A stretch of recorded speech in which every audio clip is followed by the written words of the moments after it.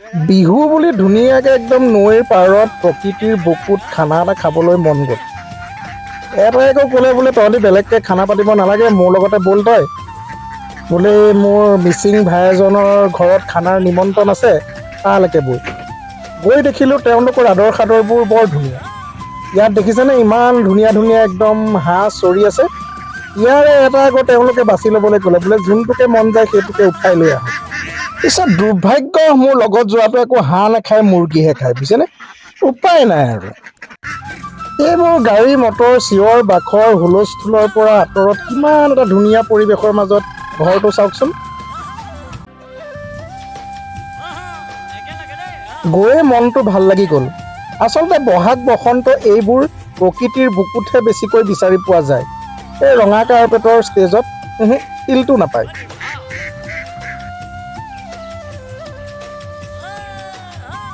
এইয়া গৃহস্থই খানা বনোৱা আৰম্ভ কৰিয়েই দিলে।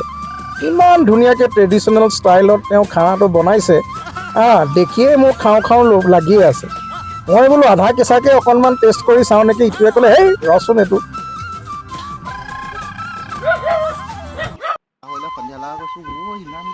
তাকে খাম খাম বুলি ভাবি খাপ পিটি থকাটো বৰ মানে অশান্তিকৰ, বুজিছেনে? অৱশেষত যেনিবা এক প্লেট আনি পেলাই মোক খাবলৈ দিলে। ইটোৱে কৈছে খাচোন খা, তই খাই ল। এতিয়া খাই অকণমান ল'লতহে মোৰ শান্তি। আচলতে আমিবিলাকে খানা খাই ভাল পাওঁ, বুজিছেনে? মাংস ভাত অকণমান হ'লেই আমি সুখী। সেইকাৰণে দেখিছেনে খাই খাই ইয়াৰ পেট দেখিছে, মোৰো পেট বাঢ়িছে। কিন্তু আমি ভাবিছোঁ যে আজিটোতো খাই লওঁ, আজিটোতো আমি নেৰিছোঁ, আজি একদম পূৰা খাম।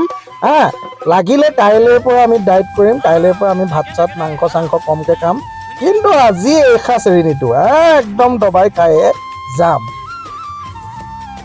বহাগ বুলি বসন্ত বুলি প্ৰকৃতিৰ বুকুত ইমানখিনি সুখ, বহুত ভাল লাগিল মনটো।